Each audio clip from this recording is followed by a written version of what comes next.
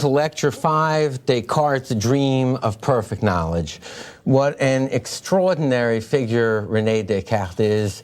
In the 17th century, the struggle in European thought is above all else the struggle between Aristotelians and, as they are known, Cartesians, from Cartesius, the Latin name of Descartes, under which he publishes. Rene Descartes sought nothing less than to reconstruct all of human knowledge and to give us perfect knowledge of all things knowable. And it is his work, above all, that becomes the great challenge to Aristotelian scholasticism in the 17th century, above all, on the continent. In Western philosophy, there has always been one ultimate vision, that one could know things in themselves as they really are. A vision of final and perfect philosophy. In Plato's Republic, Plato gives the human race as sitting in a cave, and real things pass outside of that cave door, and the sun reflects their shadows upon the walls of the cave. And all we know are the appearances of the shadow. The philosopher in that image is the person who steps outside of the cave, who looks at the real things as they are in the world. And if he is not blinded by the sun, he sees them as they really are. Though when he returns to the cave, chances are people will speak of him as a madman.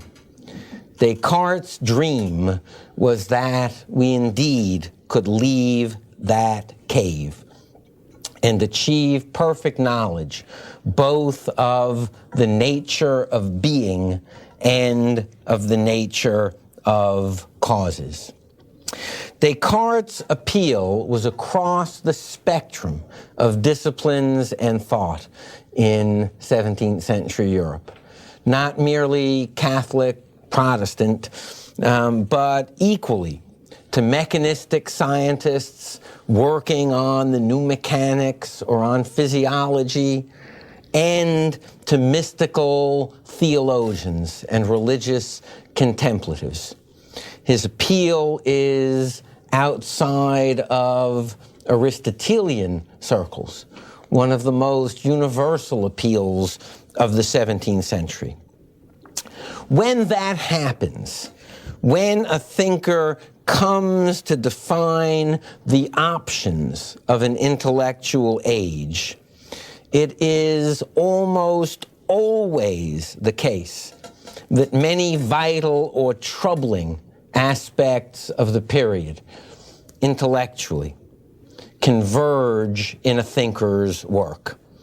And that is the Cartesian drama, that in the minds of so many, drawn to him from so many different deep dilemmas of the 17th century, he provides satisfying answers and arouses extraordinary enthusiasms.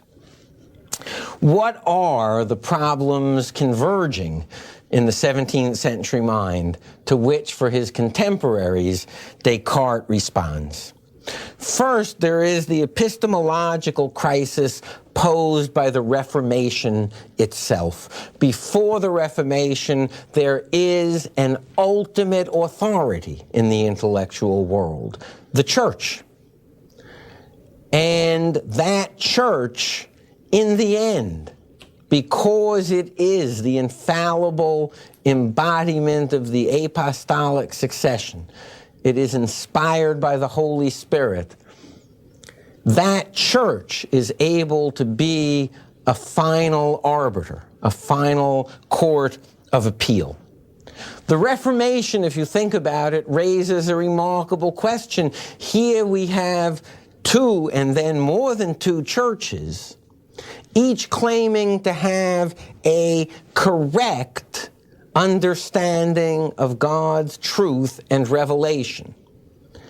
Obviously, it begs the question to say we will give final authority to one or the other. That's the very issue in dispute. So the question is, and this is the epistemological crisis bequeathed by the Reformation, what is a criterion of truth that allows one to determine the truth or falsity of mutually exclusive claims? Very much as a part of that crisis, there is as well in the 16th century a great revival of classical ancient Greek skepticism. Skepticism in philosophy has a very formal meaning, namely that nothing may be known with certainty, neither from experience or logic. Nothing may be known with certainty. In the 16th century, the revival of Greek skepticism, which proceeds apace in the 17th century, is a striking event both in the world of publishing, it's a great success, and in intellectual life. And the heart of the revival of Greek skepticism is on the problem of criterion of truth. And it can be stated simply. I ask you, how do you know something is true? And you give me your criterion. I know something is true when it meets that set of circumstances. And I say, but how do you know that your criterion of truth is true? And now you need a criterion for a criterion of truth. But then I merely ask, well, how do you know that your criterion for a criterion of truth is true? And we're in a problem of infinite regress. Every claim of truth entails a criterion of truth, but how do you know your criterion of truth is true? And you're in an infinite regress culminating in skepticism. That skepticism, as one might imagine, has extraordinary appeal among the young in Europe. Students at universities love to take the standard arguments of the Greek skeptics against certainty from the senses and against the problem of criterion of truth and direct them at their knowledgeable professors.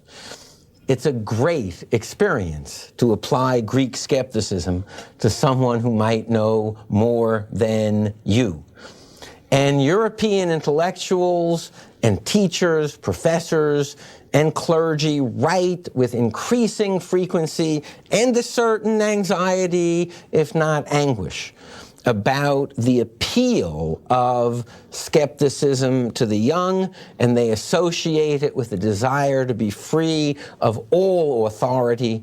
It's given the name libertinism, and it takes a particularly dramatic form because of the revival of one Greek skeptic, a man by the name of Pyrrho, hence the school of thought known as Pyrrhonism, which argues that not even the skeptical proposition that nothing may be known with certainty is certain. In short, Pyrrhonism is skepticism taken to an ultimate degree. So we have the epistemological crisis of the Reformation, the revival and appeal of classical skepticism, and the specter of what is known as Pyrrhonism and libertinism. How do we fix, in an age of contentious debate, a criterion of truth? Fourth, we have the Neo-Pythagorean revival, the sense of truth to be known by a quantitative, not qualitative understanding of physical phenomena. And fifth, we have, as you've seen already from such a diversity of schools of thought, the assault upon Aristotle. Descartes' work responds to all of these converging obsessions of the 17th century. In two works, his Discourse on Method and his Meditations on First Philosophy, Descartes electrifies a generation of readers. He is convinced that thinkers attempting to defend the notion of truth have not gone far enough. They beg the question. They say in effect, well, we know it's true. They don't give skepticism its full due. And he is convinced that the only way to overcome skepticism is to state it even more dramatically, to doubt even more dramatically than the skeptics would doubt. What is known as Descartes' hyperbolic doubt. And so he argues, one, in terms of sensory knowledge, the senses are deceptive. A twig looks straight out of water, bent in water. But even if one thought of overcoming those, we can't even distinguish between when we're dreaming and when we're awake. And we've all had the experience of dreaming and saying, but I'm awake. This actually is happening. If one can't distinguish between dream and wakefulness, how in the world establish any truth on the basis of experience? But what of logic? What of logic? Well, Descartes says, and here he goes yet beyond the skeptics in providing a skepticism that he wishes to overcome. How could I be wrong in logic? And Descartes says in his ultimate answer, imagine that there were a supreme evil genius, a supreme wicked being who devoted omnipotent powers to deceiving you. Even adding 2 + 2, could he not make you inattentive before you give the final answer? Could a supreme evil being not lead to even errors at the most elementary levels of logic? How to overcome that doubt? For Descartes, the only way to overcome that doubt would be to find a proposition that literally could not be doubted. And then if we found an indubitable proposition that could not be doubted, if we found out what made it true, what made it indubitable, we would have our criterion of truth. Well, I can doubt that 2 + 2 = 4. I can doubt whether I'm sleeping or waking. I can doubt whether I'm really here or not here. I could doubt whether I exist or don't exist, that I myself could be a dream to me. But wait a minute. If I'm wrong, I must exist to be wrong. If I'm right, I must exist to be right. If I doubt, I must exist to doubt. In short, if I think, I must exist. Cogito ergo sum. I think, therefore I am. It cannot be doubted. There is no hypothesis whatsoever, not even the evil demon hypothesis, that can overcome the indubitability of I think, therefore I am. Now, I don't know if anything else is true, but I know that I exist as a thinking being. I may not have a body. That might be all illusion. There might not be a world out there. That might not be all illusion. But I exist because I think, therefore I am. What makes that proposition true? Descartes analyzes it to the conclusion that two things make it true. One, it is clear, by which he means it is self-evident. The moment the mind addresses it, the mind must acknowledge its truth. You can't even come up with a hypothesis that would make it false. It is self-evident. And two, it is distinct. It is dependent on no other thing being true. There's nothing else that it depends upon. So if I want my criterion of truth to be at the foundation of my reconstruction of the knowledge, my knowledge of the world, I need a series of clear and distinct ideas, self-evident and independent of any other proposition. Now, Descartes, shockingly at the beginning, said, I even can doubt of God. And he introduced the major moment of doubt in his system with the hypothesis that there could be a supreme evil being. So for Descartes, the next test of his system of clear and distinct truth is, does it prove the existence of God? And Descartes offers two proofs of the existence of God. And he believes that both are self-evident and indubitable and independent of any other truth. They cannot be doubted. His first proof is that an idea has two aspects. One, it's a modification of a human mind. It's a thought we have. And two, it represents something to us in the way that a painting is a painting of something.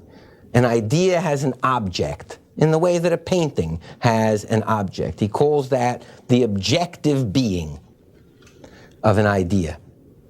The idea of God is the objective, right? Gives us the objective being in our mind of an infinitely perfect being. Descartes reasons, since there must be as much reality in a cause as there is in an effect, that you can't have an effect that has more reality than a cause, the idea of an infinitely perfect being could not come from anything finite. It couldn't come from anything imperfect. It couldn't come from anything errant. It could only come from a perfect being. Hence, from the idea of God, we know that there exists a perfect being. Secondly, Descartes asks the question, what are the necessary properties of things, whether or not they exist? For example, whether or not a unicorn exists has one horn. In fact, the only way to know if there are unicorns is, since you know a unicorn must have one horn, you can look for things with one horn. You don't have to know whether a unicorn exists to know it has one horn. Right? A triangle on the far side of the moon has three angles, the sum of which is 180 degrees, whether or not a triangle exists on the far side of the moon. So we know its entailed properties, what it is necessary that that entity has, without even knowing if the entity exists, right? Unicorn must have one horn. A mountain must have a valley beneath it. We don't know if there are mountains or valleys yet, but a mountain must have a valley. That's what a mountain is, whether or not it exists. Well, now we ask, what are the necessary properties of a perfect being, since we find this idea of God in our mind, an idea of a perfect being? Would a perfect being be pretty smart or infinitely wise? A perfect being would be infinitely wise, otherwise it wouldn't be perfect. It must be infinitely wise. Would a perfect being be pretty good or infinitely good? Perfect being would be infinitely good, same way a unicorn has one horn. A perfect being would be infinitely good. Would a perfect being exist or not exist? Well, an existing perfect being is perfect. A non-existing perfect being would not be perfect. So with the same force that a square must have four sides, a triangle must have three sides. A mountain must have a valley. A perfect being must have existence. And what is it to say logically that something must have existence? A perfect being must exist. Now, those are Descartes' proofs for the existence of God, which are debated throughout the 17th century, and which anti-Aristotelians love because they are so far removed from the proofs from the world, from the data of the world, favored by Aristotle and favored by St. Thomas Aquinas. But remember now, we have real knowledge of the real nature of two things. I exist as a thinking being, and God exists as a perfect being. So I know that there exists a substance whose essence is thought, mind. Once I eliminate the possibility of a supreme evil being, I have seen with my proof of God that there exists a perfect being, infinitely good. The perfect being can't be evil. Perfect being must be infinitely good. I know that my evil demon hypothesis is out the window. And now I say to myself, everything that I sense, everything about the world makes me feel I'm not alone, that there's a real world out there, tables, people, paper, trees, that there is a real world out there. God would have to be a deceiver for there not to be a real world. But God is a perfect being. I've proven that. And a perfect being would not play tricks with us, would not be a deceiver. So I know that in addition to mind, which requires no body, whose essence is thought, and God, a perfect being, there exists something that is a world, something that is not mind and that is not God.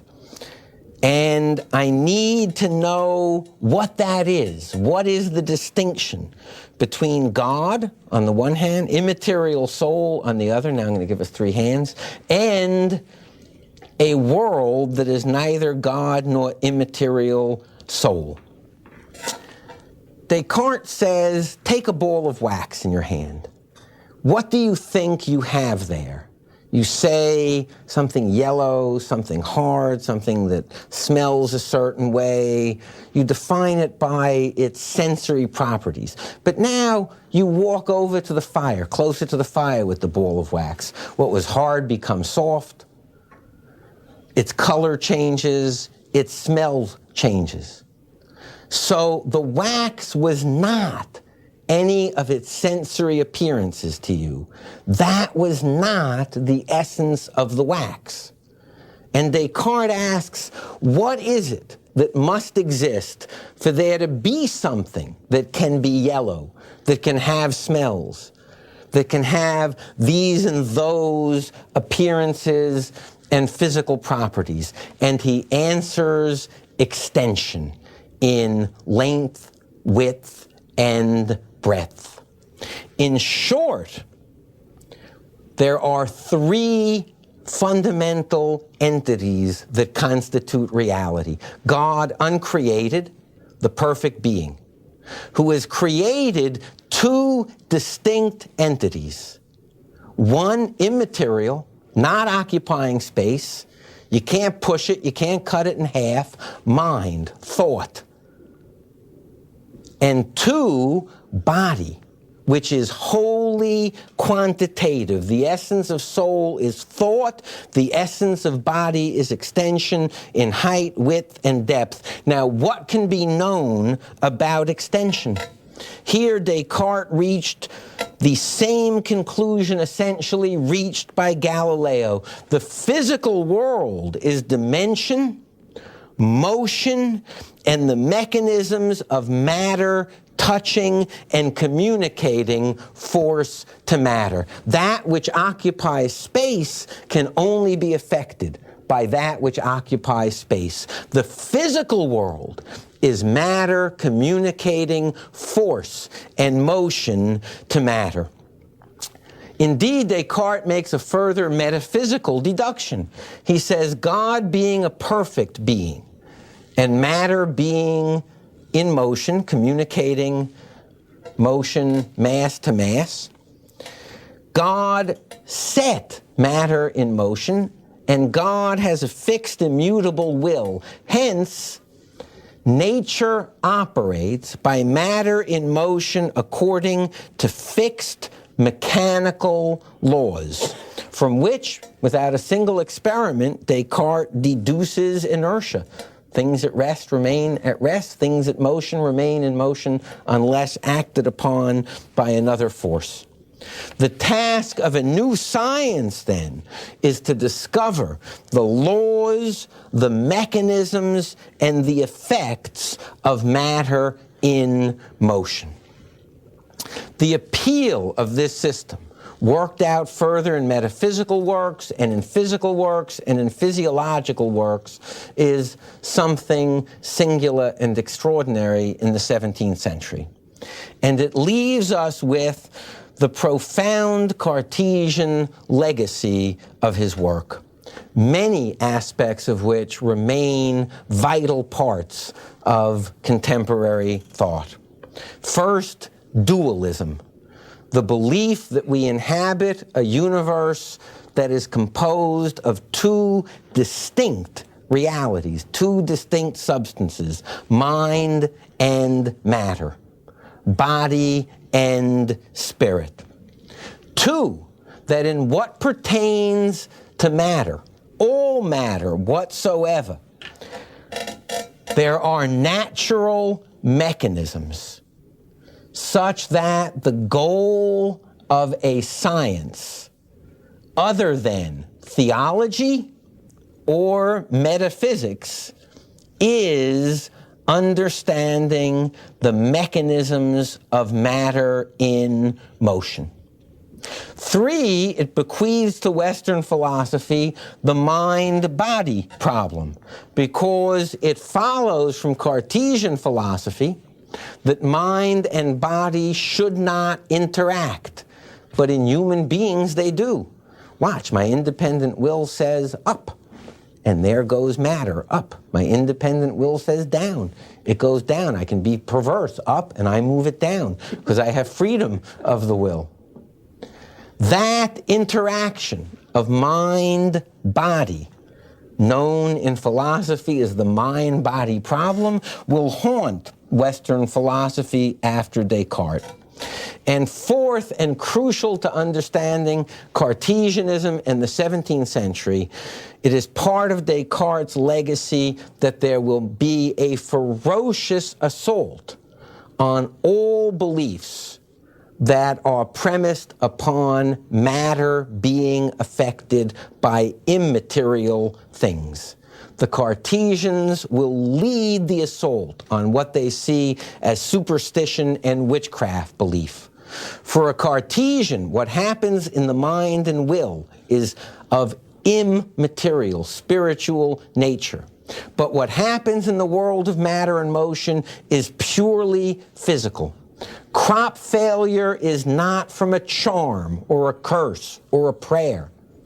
Illness and health are not from spells and witchcraft. Poisoned wells are material events. Comets are not omens of things of which we should be afraid. Comets are matter in motion. The implications of Descartes for authority are dramatic.